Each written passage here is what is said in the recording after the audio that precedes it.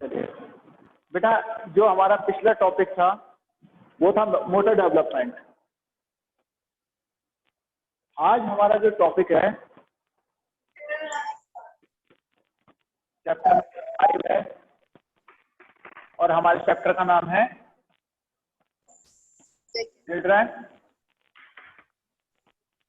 And women in sports.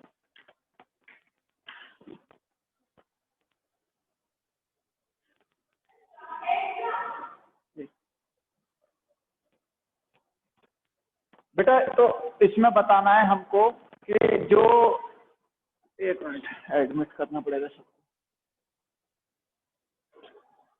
कि जो हमारे पास चिल्ड्रन और वुमेन के लिए स्पोर्ट्स होता है तो उसमें क्या क्या प्रॉब्लम आती हैं, कैसे हम उसको आगे बढ़ा सकते हैं।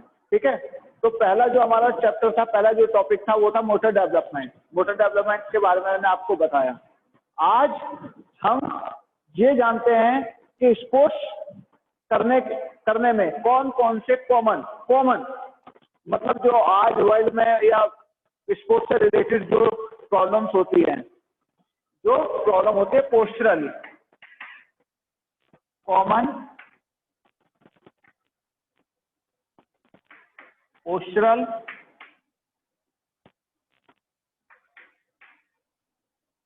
डिफॉर्मिटीज, कॉमन पोस्चरल डिफॉर्मिटीज, ये हमारा टॉपिक है आज का। ठीक है, आज बच्चे आ नहीं रहे।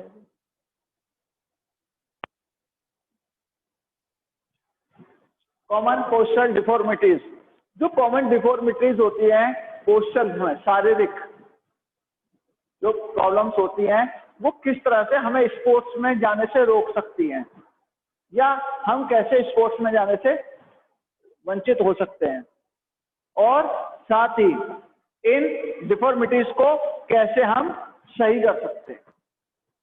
तो सबसे पहले हमारे लिए जानना जरूरी है कि वो कौन कौन सी प्रॉब्लम्स होती हैं। सबसे पहले जो होती है spinal curvature, second flat foot, third बो लेग,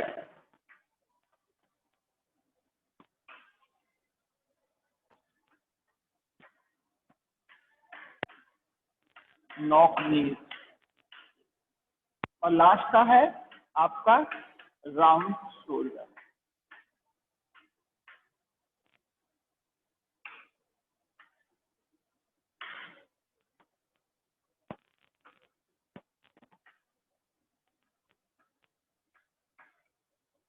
ये कुछ कॉमन सी डिफॉर्मिटीज होती हैं पोस्चरल, जो बच्चों के अंदर अगर पाई जाती हैं तो वो स्पोर्ट्स में पार्टिसिपेट नहीं कर सकते।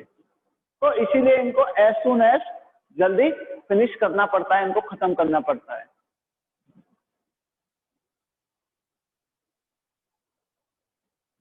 स्पाइनल कर्वेचर्स, देखो बेटा, अगर शरीर में कोई भी प्रॉब्लम है किसी भी तरह की, तो this is not possible we can participate in sports. कभी नहीं कर सकते हम स्पोर्ट्स में पार्टिसिपेशन अगर हम फिजिकली फिट नहीं है तो। फिजिकली तौर पे अगर कोई किसी भी तरह की डिफॉर्मिटीज हमारी बॉडी के अंदर है तो वो हमें रोक देती है, स्टॉप कर देती है स्पोर्ट्स में पार्टिसिपेशन करने से। कोई भी डिफॉर्मिटीज, कॉमन डिफॉर्मिटीज इसलिए बताई हैं कि ये कॉमन तरीके की होती हैं और इन्हीं के थ्रू होता है जिससे हम खेल में पार्टिसिपेशन नहीं कर सकते। पहले स्पाइनल कर्वेचर, फ्लैट फुट, बो लेग और नॉक नीज और राउंड शोल्डर, दीज आर 5। अच्छा, जो स्पाइनल कर्वेचर है इसके 3 पार्ट होते हैं बेटा।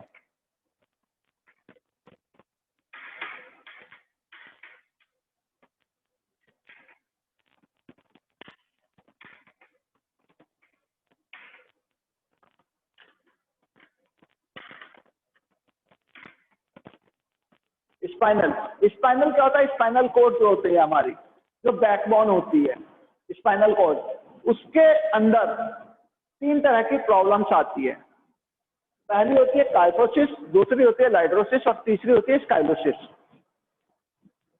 स्पाइनल कर्वेचर्स के अंदर ये जनरली कुछ प्रॉब्लम्स होती हैं जिसके थ्रू अगर स्पाइनल से रिलेटेड हमें प्रॉब्लम आ रही है, अगर इनमें से कोई भी प्रॉब्लम है तो हम नहीं खेल सकते। अच्छा, सबसे बड़ी बात यह है बेटा कि अगर किसी को ये डिफॉर्मिटीज है तो डरने की कोई बात नहीं है। Through the exercise we can improve it, simple, we can improve, हम कर सकते हैं इनको इम्प्रूव अपनी बॉडी को।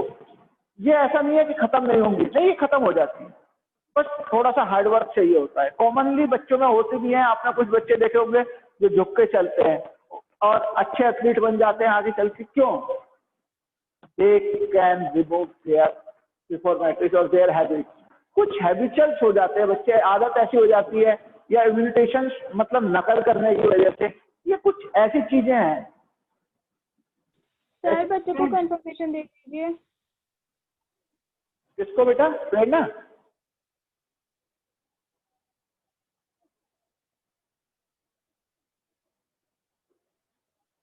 हो गया ज्वाइनिंग प्रेरणा का? सर हो गया। तो बेटा ये ऐसी चीजें हैं कि जैसे हमारी बॉडी के अंदर हो गई, तो इसका मतलब ये नहीं है कि हम प्रॉपर बेकार हो गए, नहीं, वी कैन इम्प्रूव, हम कर सकते हैं, अपने आप को इम्प्रूवमेंट ला सकते हैं, बहुत जल्दी इनसे मुक्ति पा सकते हैं। इसलिए इनको कॉमन कहा गया। कॉमन सी प्रॉब्लम्स होती हैं, बट हार्ड वर्क के थ्रू, थोड़ा सा हार्ड वर्क करना पड़ेगा सबसे पहले इनको खत्म करने के लिए, फिर अपने स्पोर्ट्स के लिए, then we can participation in sports, तब हम पार्टिसिपेट कर सकते हैं,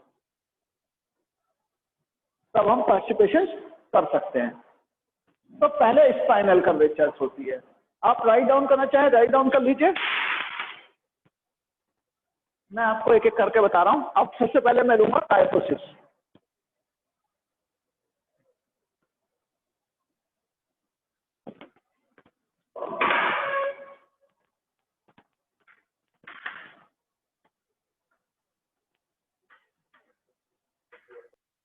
स्पाइनल कर्वेचर्स में सबसे पहले है काइफोसिस।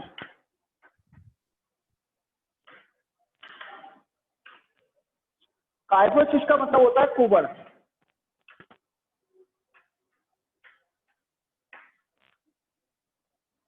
कुबड़, काइफोसिस का मतलब होता है कुबड़। अब ये 2 तरह का होता है बेटा, आगे और पीछे, बॉडी के आगे या बॉडी के पीछे, काइफोसिस।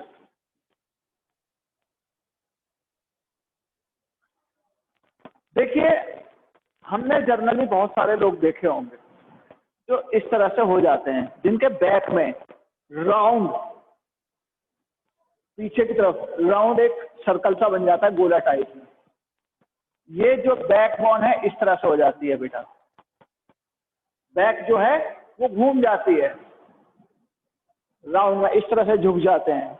अमूमन ये एजेड लोग होते हैं, पर कुछ बच्चे भी हो जाते हैं इसके शिकार स्टार्टिंग में ही, वो झुक के चलते हैं इस वजह से, तो पीछे कुबड़ निकलना चालू हो जाता है, मार्क्स आ जाता है, फिर उसके बाद वो बड़ा होना चालू हो जाता है।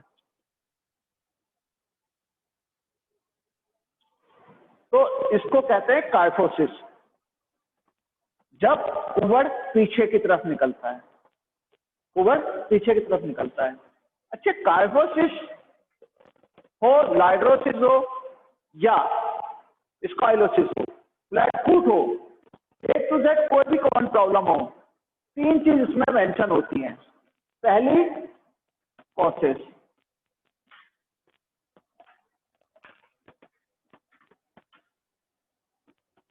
प्रिकॉशंस, तीसरी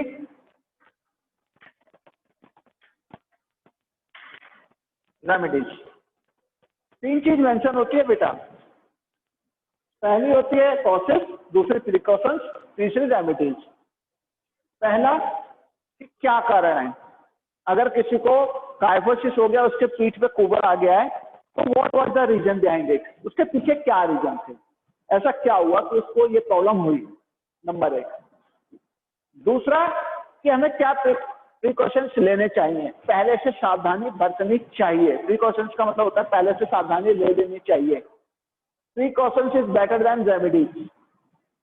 प्रिकॉशंस बहुत अच्छी चीज है, पहले ले लिया जाए और उसको रेमेडीज की तरफ ना ले जाया जाए। रेमेडीज होती है अगर सपोज दैट प्रिकॉशंस नहीं लिया और हो गया है, तब उसका क्योर क्या है, ट्रीटमेंट, उसको कैसे सॉल्व कर सकते हैं, रेमेडीज सॉल्व कैसे कर सकते हैं उस प्रॉब्लम को, ये रेमेडीज है। 3 चीज होती हैं, कॉसेस, प्रिकॉशंस और रेमेडीज।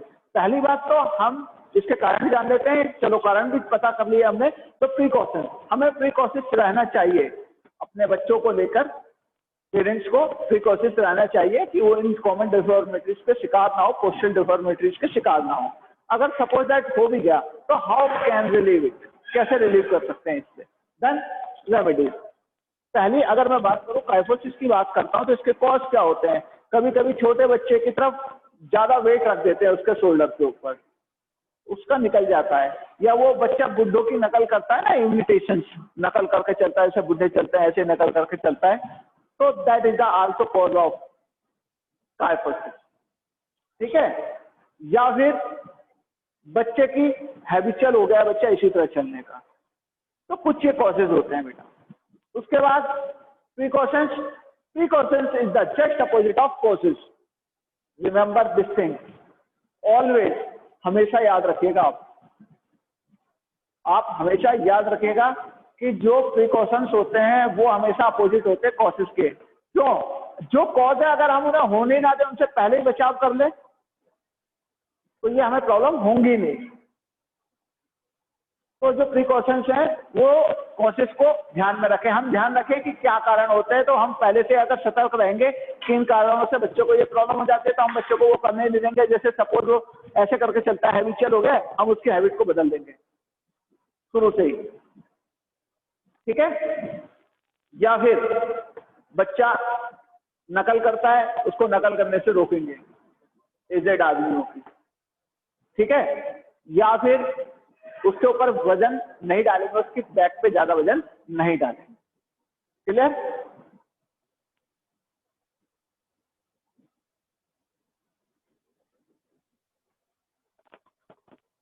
ऊबड़, काइफोसिस ऊबड़ आगे की तरफ, काइफोसिस। क्लियर?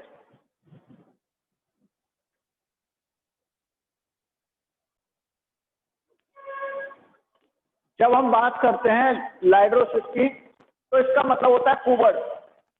इसका भी मतलब कुबड़ होता है, पर कुबड़ कैसा? पीछे की ओर।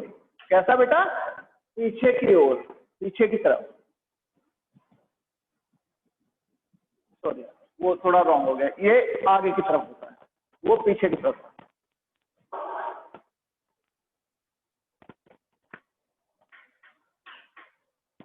आगे की तरफ, तो उसको राइट डाउन कर देना, वो पीछे की तरफ होता है। ठीक है। ये आगे की तरफ कुबड़, चेस्ट निकल जाती है।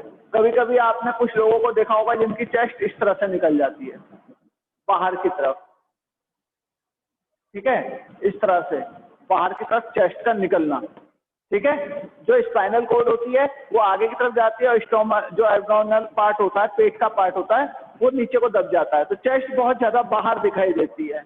अमूमन उन लोगों में जो बहुत ज्यादा थिन होते हैं, पतले होते हैं, जिनका मोटर डेवलपमेंट सही से नहीं हो पाता है, जिनमें मसल्स की जो परसेंटेज है वो सही नहीं आ पाती है, उनमें ये जनरली प्रॉब्लम पाई जाती है। ठीक है बेटा। तो इसमें ऊबड़ आगे की तरफ निकल जाता है, ये चेस्ट आगे की तरफ आ जाती है। इसके रीजन क्या रहते हैं? इसमें भी बच्चे को बहुत जल्दी ही, बहुत तेजी से डेवलप करने के चक्कर में, ठीक है, बहुत ज्यादा उसको, सॉरी, सबसे पहले उसकी डाइट का ध्यान नहीं रखा जाता। डाइट एक रीजन हो सकती है, मल न्यूट्रिशन दूसरा रीजन हो सकता है इसका। ठीक है। इसके बाद हमें अच्छी डाइट देनी है प्रिकॉशंस में, और मल न्यूट्रिशन को खत्म करना है, और बच्चे को प्रॉपर एक शेप में लाना है। अगर हो भी जाए तो बहुत सारी एक्सरसाइज होती हैं, जैसे बच्चे को पेट के बल लिटाना, कोबरा पोज कराना, और बहुत सारे आसन होते हैं। इन आसन के थ्रू हम इसको खत्म कर सकते हैं। जैसे चेस्ट से रिलेटेड जो आसन होते हैं, जो एक्सरसाइज होती हैं, उनको प्रिफेयर करना उस पर्सन के लिए जो लाइडरोसिस का शिकार है। ओके, जो लाइडरोसिस का शिकार है उसको प्रिफर करना क्या चीज, चेस्ट से रिलेटेड एक्सरसाइज करना। इसमें चेस्ट पिछले बार में इस तरह आई थी बेटा, यहां निकल गई थी, इसमें जस्ट अपोजिट है, ये बाहर की तरफ, यहां चेस्ट पीछे चली गई थी और यहां चेस्ट बाहर की तरफ आ गई है, चेस्ट बाहर की तरफ आ गई है, इसलिए ठीक है। ये लाइडरोसिस हो गया था। और तीसरा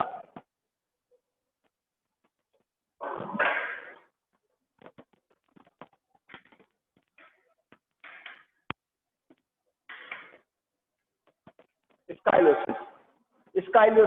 स्काइलोसिस का मतलब होता है कि जब हमारी बोन्स सीधी ना रह के किसी कर्व में मुड़ जाती हैं, किसी कर्व में मुड़ जाती है, जो हमारी स्पाइनल कॉर्ड होती है, क्योंकि हम बैकबोन क्या कहते हैं, जो हमारी बैकबोन आती है वो स्पाइनल कॉर्ड कहलाती है, क्योंकि उसके साथ और बहुत सारी छोटी छोटी बोन्स अटैच होती हैं, वो हमारी स्पाइनल कॉर्ड कहलाती है। खाली बैकबोन तो एक बोन का नाम हो गया, बट उसके साथ जो छोटी छोटी मसल्स होती है, सपोज दैट ये बैकबोन आ रही है हमारी, तो इसको बहुत सारी छोटी छोटी बोन्स बीच में कवर करती है, मसल्स के साथ अटैच होकर इसको बांध के रखती है एक तरह से, ठीक है। जब इसको बांध के रखेंगी तब ये सीधी आती है प्रॉपर शेप में।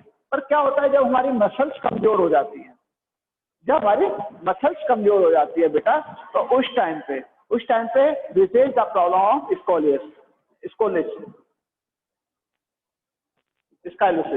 स्काइलोसिस की प्रॉब्लम बच्चे फेस करते हैं। क्यों? क्योंकि जो मसल्स होती है वो कमजोर हो जाती है, जैसी मसल्स कमजोर हुई उसने बैकबोन ने अपनी पकड़ कमजोर कर दी, वो मसल्स जो कमजोर होती है वो बैकबोन के साथ जो बोन्स होती हैं अटैच, उनको छोड़ना शुरू कर देती हैं, और जब वो बोन्स छोड़ती हैं तो बैकबोन को भी डिटैच कर देती हैं। तो इस तरह क्या होता है, वो पूरी बैकबोन ढीली पड़ जाती है, उसको सपोर्ट नहीं मिल पाता है। सर जी सर, डिस्क स्लिप में भी तो सेम ही चीज होती है।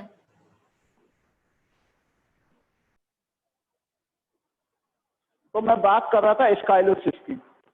स्काइलोसिस में क्या हो जाता है बेटा, कि जो हमारी बोन्स होती हैं जब डिटैच हो जाती हैं वो बैकबोन से, तो कुछ इस तरह की कर्व बनता है, सी या हल्का सा एस। ऐसा नहीं है बॉडी बिल्कुल ही एस की तरह घूम जाएगी, नहीं, वो बैकबोन थोड़ी सी मूव कर जाएगी, घूम जाएगी इस तरह से, या इस तरह से कुछ हो जाता है। इस तरह से बैकबोन जो स्पाइनल कॉर्ड है वो मूव कर जाता है, ठीक है, बैकबोन इस तरह से घूम जाता है, तब हमें पता चलता है कि ये स्काइलोसिस हो चुका है।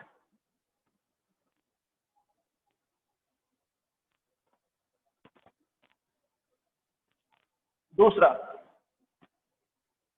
अब दूसरे कॉमन उसकी बात करते हैं, फ्लैट फुट। फ्लैट फुट की बात करते हैं। फ्लैट फुट होता क्या है बेटा? जनरली आप सब देखोगे कि हमारे जो लेग होती है, आप शूज जब पहनते हो तो उसके अंदर कर्व होता है, एक इस तरह से कर्व होता है कि नहीं? शूज के अंदर सबके, कभी शूज आपने देखा है कि बिल्कुल स्ट्रेट हो इस तरह से? शूज देखा है आपने कि शूज बिल्कुल स्ट्रेट हो? आप देखोगे कर्व बना होता है इस तरह से, शूज के अंदर एक डिजाइन होता है। क्यों? क्योंकि हमारी लेग बेटा इस तरह से घूमी हुई होती है, देखिए।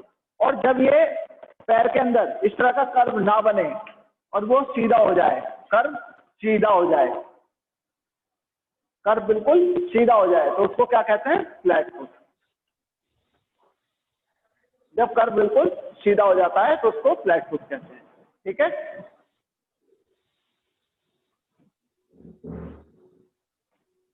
पैर का सीधा हो जाना, जैसे हमारा लेग इस तरह से थोड़ा है शेप में, इस तरह से शेप में है, और ये जब बिल्कुल स्ट्रेट इस तरह हो जाए, आप देखिए इस तरह का कर्व बनना है पैर के अंदर, और बिल्कुल ये स्ट्रेट हो जाए, इस तरह सीधा हो जाए, तो ये फ्लैट फुट कहलाता है। चपटा पैर जिसे कहते हैं, चपटा पैर जिसे कहते हैं। इसके अंदर हम कैसे चेक करते हैं, तो हम जब इसको चेक करते हैं तो पानी में पैरों को डुबोते हैं, अपने पैरों को पानी में डालते हैं, और जब देखते हैं कि फर्श पे लाते हैं पैरों को, उसमें कर्व बनता है, कर्व दिखाई देता है। अगर सपोज दैट कर्व नहीं बन रहा है, कर्व नहीं बन रहा है, तब हम कहते हैं कि फ्लैट फुट हो चुका है, तब फ्लैट फुट हो चुका है, बच्चे को फ्लैट फुट की प्रॉब्लम आ रही है, तब हम कहते हैं। इसके बाद फ्लैट फुट क्यों हो जाता है? फ्लैट फुट इसलिए हो जाता है, कॉजेस इसके क्या क्या है देखिए बेटा। फ्लैट फुट के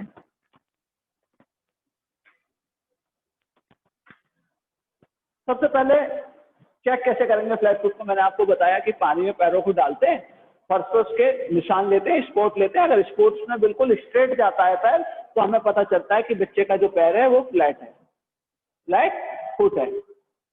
ठीक है, तो ये किस तरह होता है, इसके कॉज क्या है? सबसे पहले बेटा शूज, बच्चे को छोटे बड़े शूज नहीं पहनाने चाहिए, उसके प्रॉपर साइज का शूज पहनाना चाहिए, एक कॉज ये है। दूसरा, बच्चा जब अर्लियर एज में होता है, छोटी एज में होता है, तो उसको ज्यादा बर्डन के साथ हमें नहीं मूव कराना चाहिए, उसके कंधों पे ज्यादा वजन नहीं रखना चाहिए, क्योंकि उसका डायरेक्टली प्रेशर पैरों पर पड़ता है, और जब वेट लेके चलता है तो सारा प्रेशर उसके उस पर चलता है, और वो जो मसल्स होती है सॉफ्ट होने के कारण वो फैल जाती है। मसल सॉफ्ट होती हैं, उसको जिस तरह आकार दोगे उस तरह के आकार ले लेती हैं, वो उस तरह की शेप में चली जाती है। तो इस तरह फ्लैट फुट की प्रॉब्लम आती है। थर्ड, वेट कैरी करके नहीं चलना चाहिए। ठीक है, थर्ड, कभी कभी क्या होता है कि जब बच्चा प्ले वगैरह करता है तो हम उस पर कंसंट्रेट नहीं करते, उसकी एक्टिविटीज पे, उसके पैरों को रखने के तरीके पे, तो उसमें क्या होता है बेटा, कभी कभी मसल्स जो होती है डेवलप नहीं हो पाती, डेवलप नहीं हो पाएंगे, उसको देखना पड़ेगा।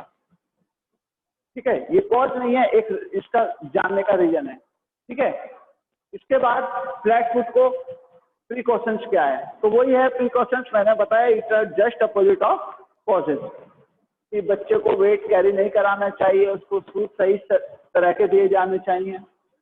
सपोज करो किसी बच्चे को हो गया है, तो हमें उसे कुछ ऐसी एक्सरसाइज करानी चाहिए फ्लैट फुट से रिलेटेड कि जो वो करे, जैसे पैर है, जैसे पैरों को चला रहा है, तो एक बार हम बच्चे को क्या करेंगे, उस पर चलाएंगे आगे, तो उसके ऊपर, एक बार हील्स के ऊपर, एक बार अप एंड डाउन चलाएंगे, जैसे पैर को अंदर रख के बाहर निकाले, इस तरह से। तो इस तरह के एक्टिविटीज कराने से, इस तरह की कुछ एक्सरसाइज कराने से उसका जो फ्लैट फुट है वो खत्म हो सकता है।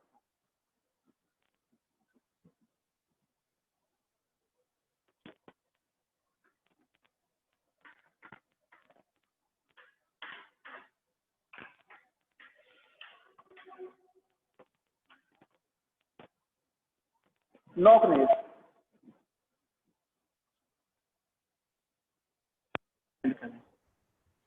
Okay sir. इसके बाद आते हैं बेटा हम नॉक नीज।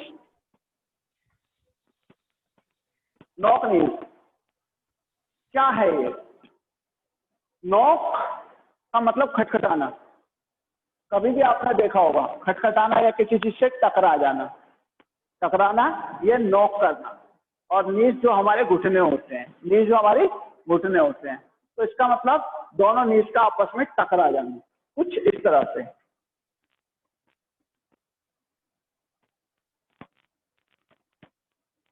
ये हमारे नीज अगर सपोज करो, और ये दोनों बहुत ज्यादा पास आ गए हैं, ये दोनों बहुत पास आ गए हैं, और ये आपस में टकरा रहे हैं, एक कॉमन गैप होता है लेग के बीच में, बट हम देख रहे हैं यहाँ पे कि दोनों लेग आपस में टकरा रही हैं, तो इसको नॉक नीज कहा जाता है।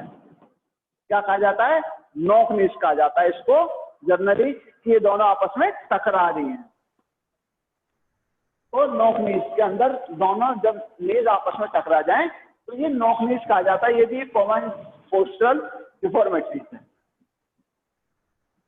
इसके भी कोज मसल्स का वीक हो जाना, हैवी वेट को कैरी करना है, ठीक है, न्यूट्रिशन सही से ना ले पाना है, गलत तरीके से बैठना उठना है, जो हमारी प्रॉपर सिटिंग पोजीशन होनी चाहिए वो ना हो पाना है, ठीक है, नीज कैल्शियम की कमी का हो जाना, न्यूट्रिशन के अंदर ही आता है कैल्शियम की कमी का हो जाना, क्योंकि जो बॉन्स होती हैं नीज के अंदर वो कमजोर पड़ जाती है। बचपन में बहुत जल्दी बच्चे को चलाने के लिए चलाना, बहुत जल्दी बच्चे पेरेंट्स सोचते हैं जनरली बच्चा 9-10 महीने का हुआ तो चलने लगे, नहीं, उसको फोर्सफुली नहीं करना, फोर्स नहीं करना है, वो अपने आप से चलेगा तब ठीक है। अगर हम उसे फोर्सफुली दौड़ाएंगे चलाएंगे तो there is chance of knocking. तो मैं काफी टाइम पहले आपको बता चुका हूं कि जो इसके रीजन है उसको अपोजिट कर दीजिए। जैसे बच्चे को हमें जल्दी नहीं चलाना चाहिए, उसकी मसल्स को स्ट्रांग होने देना चाहिए, इसके लिए हमें पूरा पूरा अच्छा न्यूट्रिशन उसको देना चाहिए, ठीक है, और हमारी जो सिटिंग पोजीशन है वो प्रॉपर हो, तो ये कुछ इसके नॉक नीज को कम करने के एग्जाम्पल हैं। अगर सपोज करो किसी को नॉक नीज हो भी गई है बेटा, हो भी गई है, तो बहुत सारे आसन है, जैसे वज्रासन है, वज्रासन में बैठना, बच्चे डेली वज्रासन में बैठे, ठीक है। हॉर्स राइडिंग, हॉर्स राइडिंग मैं क्यों कह रहा हूँ, हॉर्स राइडिंग इसलिए कह रहा हूँ कि जब हम घोड़े पे बैठते हैं तो हमारी दोनों लेग अलग अलग हो जाती हैं, तो ये बहुत अलग हो जाएगी हॉर्स राइडिंग। रात को सोते समय क्या करते हैं, फ्लो टांगों के बीच में लगा लेते हैं ताकि वो आपस में ना टकराएं, ठीक है, ये होता है हमारा नॉक नीज। Yes sir.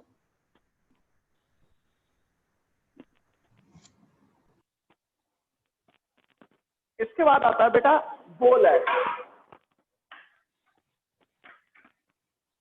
क्या आता है, बो लेग्स। बो लेग्स जस्ट अपोजिट होता है किसका, नॉक नीज का, नॉक नीज का जस्ट अपोजिट होता है। जैसे अगर मैं नॉक नीज की बात करूं तो ये हमारे दोनों अंदर आ जाते हैं और ये घुटने मिलते हैं, इसमें बिल्कुल अपोजिट हो जाता है। क्या हो जाता है कि हमारे नीज एक दूसरे से दूर चले जाते हैं,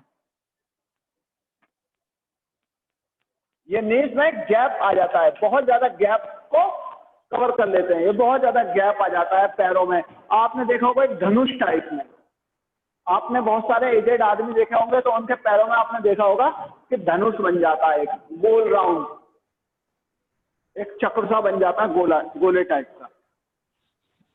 जो एजेड आदमी होते हैं उनकी बॉन्स कमजोर हो जाती है, या बहुत सारे बच्चे होते हैं वो ऐसे ऐसे करके देखा होगा आपने, इस तरह टांग फैला के तब वो चलते हैं। तो दे प्रे टू बो लेग्स, वो शिकार हो चुके हैं बो लेग्स का। बो लेग्स उनके शरीर, उनके बॉडी, उनके जो नीज है उसके अंदर आ चुकी है, उनके लेग के अंदर आ चुकी है बो लेग्स। बो legs just opposite of knock नीज।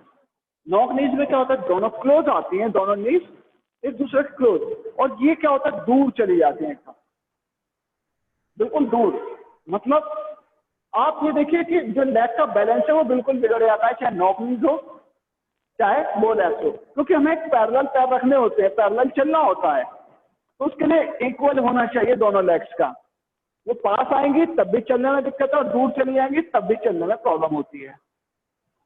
और जब चलने में दिक्कत है तो बेटा how can think that student child participation in sports possible, not possible. जब हमें पता है वो चल ही नहीं सकता ध्यान सही से, तो कैसे वो पार्टिसिपेट कर सकता है स्पोर्ट्स के अंदर। तो ये कॉमन डिफॉर्मिटीज हैं जो उसको रोकती हैं, ठीक है। इसके अंदर हमें कुछ ऐसी एक्सरसाइज होती है, जैसे गरुड़ासन होता है, धनुरासन होता है, ठीक है, गरुड़ासन, धनुरासन, इनको करना चाहिए, या लेग्स को पकड़ के पीछे की तरफ बेंड करना चाहिए और लेग को दोनों को पैरेलल करके एक तरफ रखना चाहिए। ये बोलैक्स को कम करने के रेमेडीज हैं। अब प्रिकॉशंस जिस कारण से ये होता है, जैसे न्यूट्रिशंस की कमी समझ लीजिए,